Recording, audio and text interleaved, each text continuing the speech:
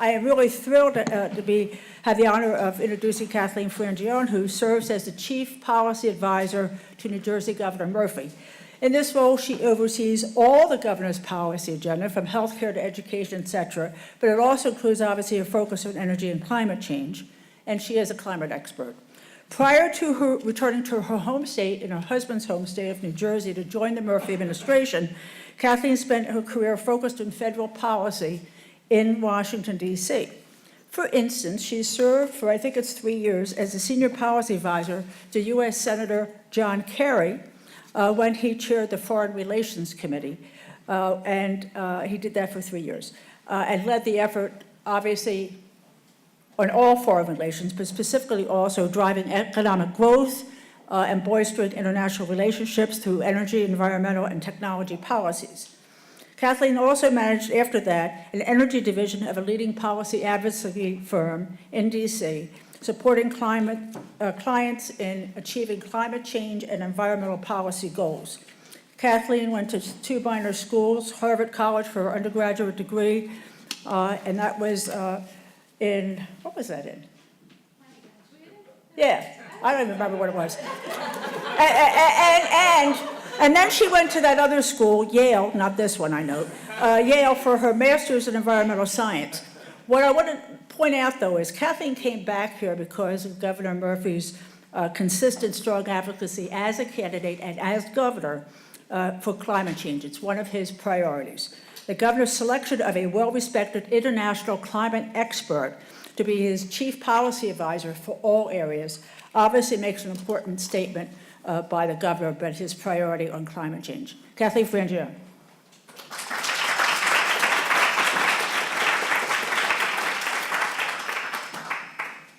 Okay, don't hold my academics against me, please. Good afternoon, everyone. I think I may be keeping you from lunch, so I'm going to be as quick as I can, and then I'd be happy to take some questions before I need to head out. Jeanne, thank you so much for that very kind introduction. As you know, you're a guide and mentor for so many of us working on these issues in New Jersey, and I can't tell you how much I appreciate your continued wisdom and friendship every day. It's wonderful to be here at Princeton with so many friends, and thank you for having me. It's a pleasure being with all of you to talk about an energy future full of possibilities and opportunities for New Jersey. As Jeanne said, the issues we're discussing here today are top of mind for Governor Murphy. As a candidate, he committed to putting New Jersey on a path to 100% clean energy by 2050. And now, as governor, Phil Murphy is taking decisive action to achieve this ambitious goal. In his first few weeks in office, the governor took significant steps to reestablish New Jersey's leadership in fighting climate change and driving the clean energy economy.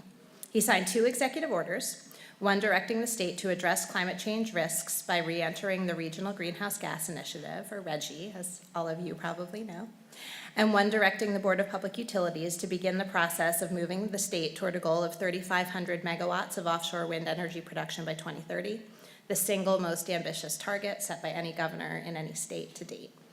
During his first few weeks in office, he also signed legislation directing New Jersey to join the U.S. Climate Alliance, something we've since done, allowing us to work closely with our sister states to show U.S. leadership and meet the objectives of the Paris Climate Agreement following President Trump's decision to exit. Since signing these orders, our office has worked closely with DEP, BPU, the Economic Development Authority on developing a plan for implementing RGGI once New Jersey finally rejoins the initiative. The departments have laid out an aggressive schedule. Hopefully some of you were able to participate in the open session we had a couple weeks ago. And the goal there is to have final rules in place by the end of this year. So they're working aggressively and in a very focused manner.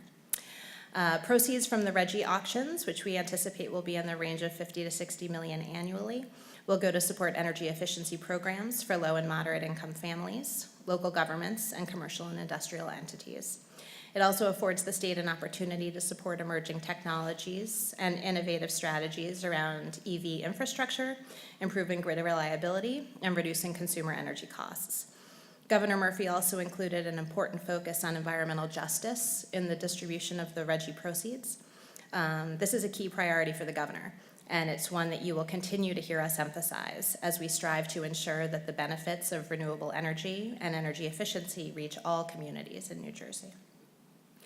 In addition to our administration's work on RGGI, BPU has been leading our efforts to implement the Offshore Wind Executive Order. The interagency task force is actively meeting, and BPU is aiming to hold stakeholder meetings this summer. We're working toward proposing and adopting an OREC funding mechanism by the end of this year. So again, our team is on tight timelines, and we're working toward our first solicitation for 1,100 megawatts of offshore wind projects. I hope many of you had the opportunity to hear the governor speak at the International Offshore Wind Partnering Forum just down the street last week, where he described his full-fledged commitment to developing this exciting industry and supply chain right here in New Jersey. At the forum, Ørsted, which is one of the world's leading offshore wind developers, also announced that it will be opening an office in Atlantic City.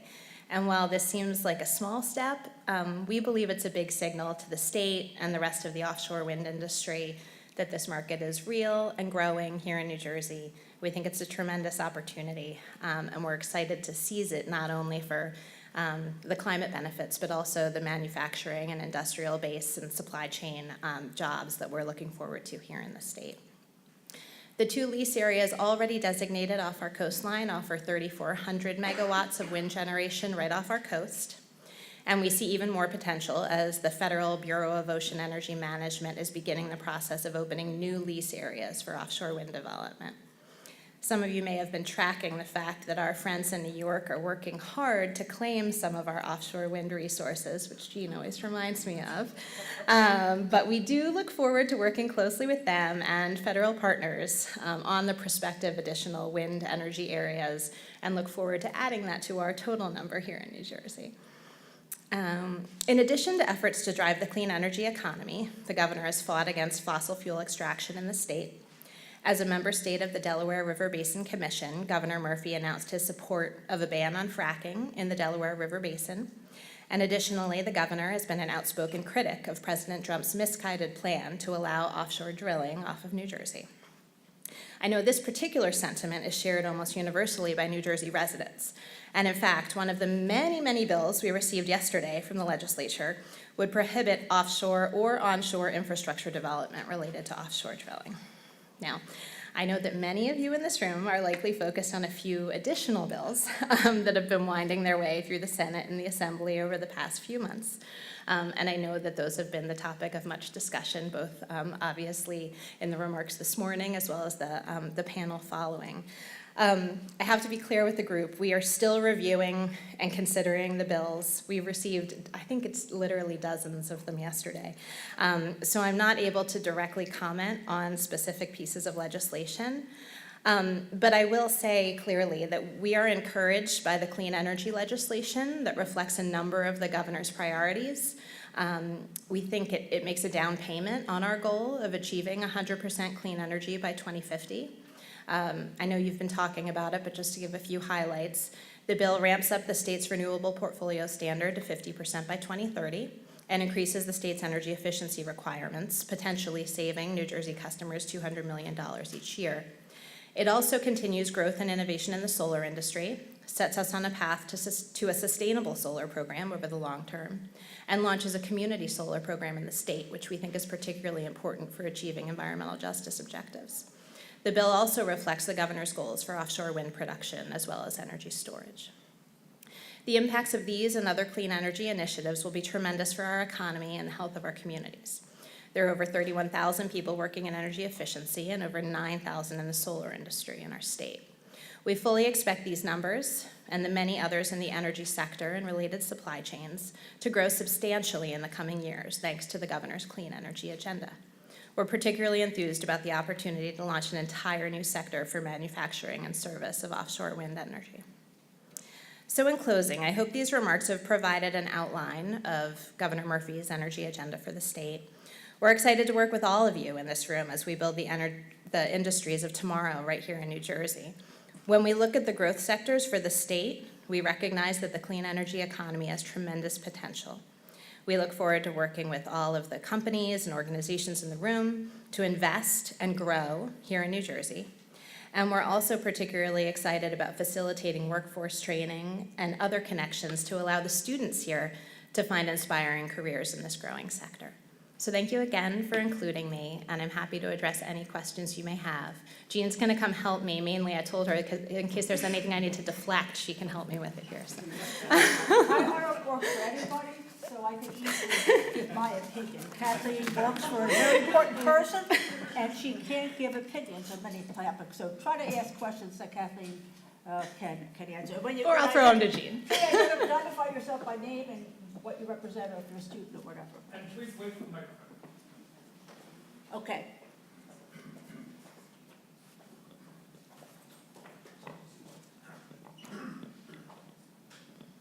Hi, thank you for coming.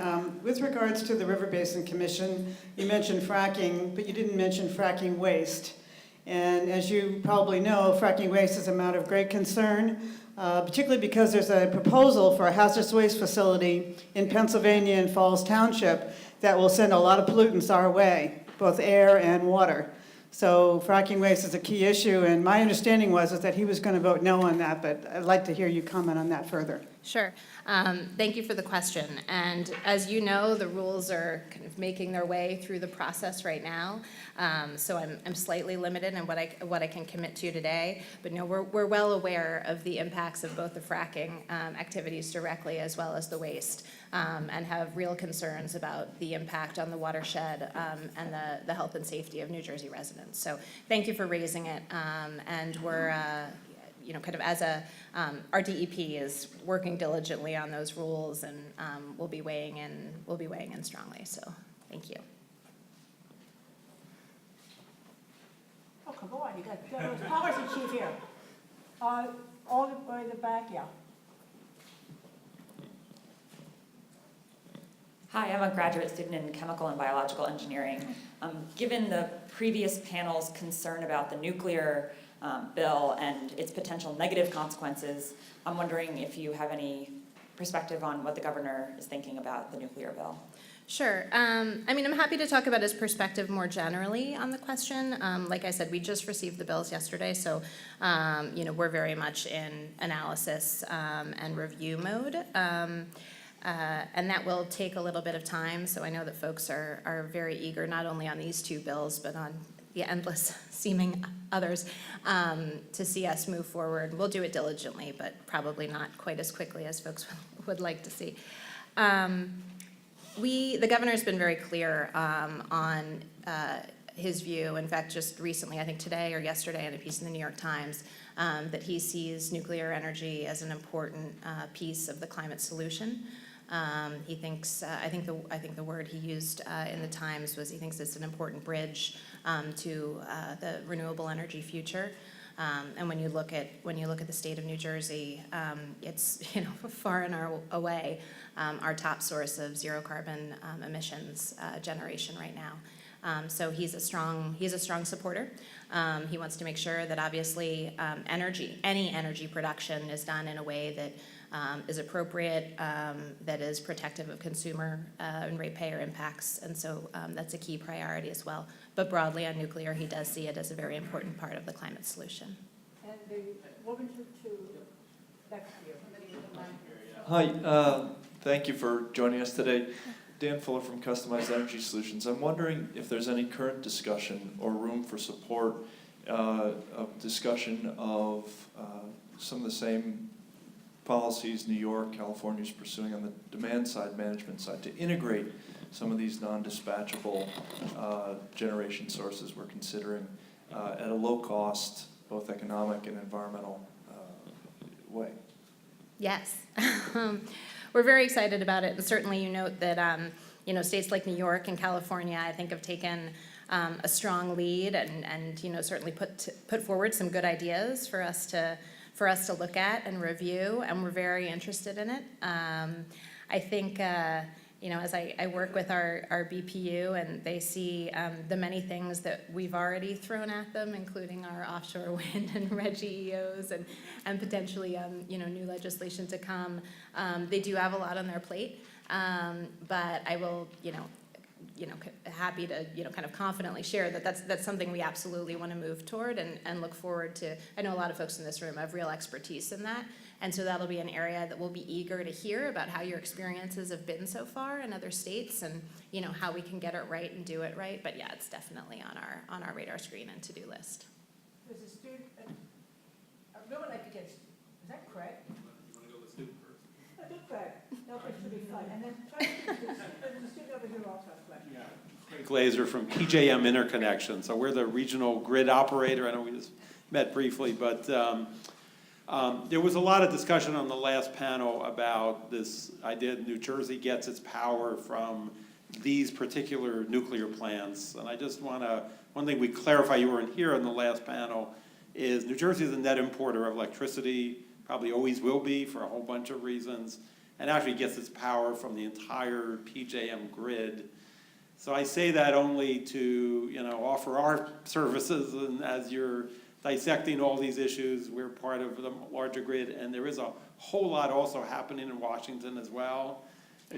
So this is a complex puzzle, and I just wanted to offer that, but particularly ask you to also consider that regional impact as well. Yeah, absolutely. And I know that, like we talked about earlier, Right. your team has been in to Right. meet with us and Right. really look forward to Okay. continuing to dialogue Right. on that. So appreciate it. Thank Okay, you. thank you. Don't worry, we know. New Jersey's in the middle of everything, right? So, especially when we think about energy issues, Right. we can't, although some of us do, but, we can't really think of ourselves as an island in any way. Exactly. So, no, we're very Thank you. attuned to that. Thank you. Thanks. I have a quick question for you, just following up on the demands on BPU. In the earlier panel, we heard that there are a lot of demands on BPU to deliver things by the end of the year, and at the same time, historically, DEP and BPU have been not funded very well, and they're understaffed, and you need to bring more people on board. I'm just wondering, how you're prioritizing that, or the timeline, if these deadlines are going to be in jeopardy, especially given that the state legislature seems to be holding up appointments. Yes, great question. Well, maybe Jeanne, do you want to give the historical perspective on BPU staffing? So it's different. DEP is funded by state revenues, tax revenues, and it's tough. BPU is funded historically and still is by utility customer assessments. On your bill, there's a small assessment the legislature passes a cap, and the BPU, every 10 or 15 years, they might raise it a little bit. And I talked to the outgoing, actually today is his last day, President Rick Barros a couple of months ago. There is sufficient money there to hire staff. That is not a problem at all. The past administration would not let him hire staff. He actually started hiring, I give him a lot of credit for this, entry-level civil service positions at the BPU in the last 6 months, 9 months. He also hired 3 or 4 attorneys, of which they're very good. They're not like partisan people. They're good attorneys, and they're staying. But they have to staff up on a lot of areas. And I know President Fiordaliso is working hard on that. There are people getting interviews. He's hiring some people. It's just, that old government bureaucratic process to hire, and it's very difficult for them. I don't think they can meet all these deadlines. And I'm pretty sure, not positive, that the legislative leadership was told that, but the bill passed as the bill passed. One other thing, Jeanne, that I understand is that, this is a little bit of history, but the move from Newark to Trenton also. Yes. So the Board of Public Utilities started in 1911, and up until 2012 was in Newark, New Jersey. So most of the civil servants live in northern New Jersey. I was a commissioner at the time, just stopped being president, put this whole argument together along with the union and why it was bad to move to Trenton. Nonetheless, President Solomon and the Christie administration decided to move the agency to Trenton, which happened in 2012. You had people commuting 2 hours one way, putting mileage in the car, childcare stuff, all that stuff. A number of the baby boomers retired. Some people got other jobs. A few people were hired, but they're really down-staffed now. So that's an issue. They should have, in my opinion, at least 275 to 300 people. They have a lot less than that. So you're hiring newbies. And when I started the Utility Commission in 1981 as an attorney, people learn this archaic stuff from people that you work with. And so that's where the rate making and all that. The clean energy stuff is different, and they're trying to hire people in that area. The clean energy office is much smaller than it was when I created it in 2003, and he needs to hire up. So he knows he needs to do this, and they're trying to do it, but that move from Newark to Trenton was just deadly. So we're working on it. Look, there's a lot we want to do. I mean, you just heard me walk through a pretty aggressive agenda. And, you know, a lot more bills, frankly, even pending in the legislature than the ones that have already landed on our desks. I mean, I'd use electric vehicles as an example of another area I didn't touch on, but we also really want to see progress there. There's very little EV infrastructure in the state to date, and we really need to move out on that. So that's just, you know, another big question, right, talking about DER, big issues that are all going to be before the BPU. So I guess I would say that we're very cognizant of the deadlines and the challenges. They are working hard, as Jeanne said, to staff up. I feel like sometimes it's like I feel like I should operate a resume bank for BPU, because I'm always like, if anyone wants to come, like, please, we would love to have you.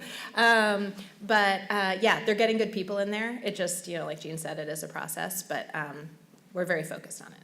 So thanks. Shihab Kuran, clean energy or clean tech as well, entrepreneur. So in light of lack of federal leadership on the clean energy front, we have to rely more on regional, I guess, cooperation, or we can call it co-opetition. I guess we might be competing in some areas. Can you comment on specific initiatives that we have in the region, because depending on regional partners is going to be key in this environment? Yeah, it's a great question. It's something that we're, you know, I think very open to, again, to the point about New Jersey not being an island. We're very, you know, really eager to do that. I mean, the example number one is RGGI, right? And so I think it was in our, I don't know, first 2 or 3 weeks, the governor issued that EO directing DEP to start the process of rejoining RGGI. I wish it's something that we could do by snapping our fingers. It's not. There's lots of lawyers involved, lots of negotiations. One of the challenges is that the RGGI states just readjusted their cap, and so they did that, you know, not assuming that we were going to be coming in the door. So there's a lot of kind of just thinking about what our cap needs to look like and how we fit into that needs to be worked through. So it will take some time. But that one is at the top of our list. I mentioned the collaboration, I kind of joked about with New York on offshore wind. We're going to have to work very closely with them on these offshore wind areas that they've proposed, broadly on offshore wind transmission issues. It's going to be very important for us to be kind of thinking about this jointly and trying to come up with solutions that are, you know, kind of effective for the entire region. So those are 2 early areas. I know that there's been a lot of work happening more in the transportation sector on regional collaboration. So that's something that we're also looking into. We did just announce that we're joining the 8-state MOU on electric vehicles. Which we're very excited about that. We announced it almost in a little bit more of a rush than we wanted to, but when we heard about the Trump administration's rollback of the federal fuel economy standards, we're like, we need to make a stand and show that we're on the other side of this issue. So that was you know, I think a good initiative that we were able to jump into pretty closely. So I also mentioned the U.S. Climate Alliance, which isn't, you know, regional, but there's a lot of terrific states in the Mid-Atlantic and New England, as well as the West Coast, obviously, who are part of that, and even just being in it for a couple of months, I'm already seeing what a wonderful kind of network and resource that is for sharing information among states, right, kind of going back to the DER question and learning from the good work that's happened elsewhere. We're very open to that, and so those sorts of collaborations, I think, offer a really good setting for learning and making sure that we're not duplicating the wheel and, you know, able to move forward in a, you know, kind of strategic and efficient way. So we're excited about that.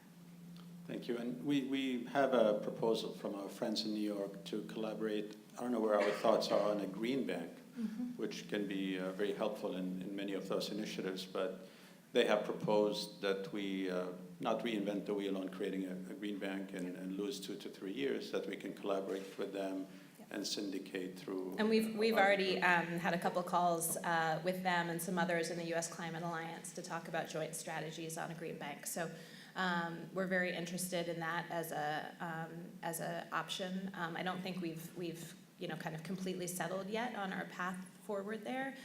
Something the governor talked about during the campaign was the notion of a state bank. And so we're trying to, figure out how all of these pieces would fit together. But that's definitely something we're interested in as well.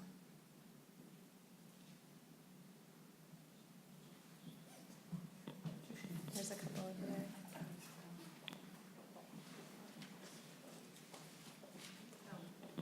Hi, Kathleen. Thanks so Hi, much for Jeanne. coming. Can you say a little more about, in the absence of federal leadership on climate, how Governor Murphy is thinking about this, how he's working with his fellow governors, both in the region but and beyond? What's the path forward that he sees? Yeah, no, it's a great question, and I actually, I was talking to him about this was that yesterday? These days are so crazy. Yesterday or the day before, and there's a number of different policy areas where we've seen a step back in leadership at the federal level, and the governor, like many other governors, really sees it as, frankly, incumbent on him as a state executive to step up and take a leadership role. And I think the two at the top of his list there, at least right now, are climate change and clean energy and guns. And those are two that he talks about all the time.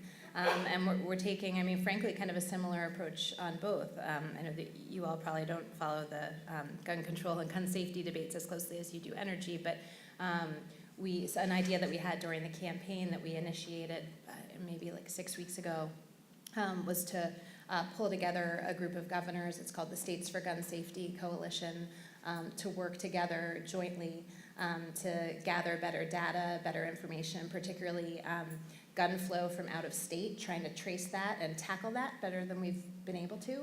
80% of the guns in New Jersey come from out of state, and so it's something we're trying to get a good handle on. And I think he sees climate in a similar way. He really feels that the White House is kind of abrogating its role, and he sees a clear role for governors to step in. Right? The kind of examples I mentioned are the early and obvious ones. I think this U.S. Climate Alliance is going to serve as a very important kind of convening group, but also kind of leadership and direction setting group. Because I don't have the exact numbers off the top of my head, but I think the set of states in it would be like the 4th biggest country in the world or something like that. It's very significant. And so when you have, that many states representing that many people and kind of that great a percentage of the economy moving forward in a clear, low carbon direction, it sends a strong statement and it sets a standard. And we're eager to play a leadership role in that conversation, both domestically as well as internationally. So I think stay tuned, but it's something that the governor is very focused on, is that kind of that dichotomy between the step back at the federal level and the opportunity, and frankly, I think he does see it as a bit of an obligation too, for governors to fill the void. I think that's it, because she has only 2 more minutes. I'm going to ask you though very briefly. Transportation Yes. is like 42% of our carbon Yes. emissions. Electricity Yes. generation is like 21%. What's the administration's thing on transportation? Yep.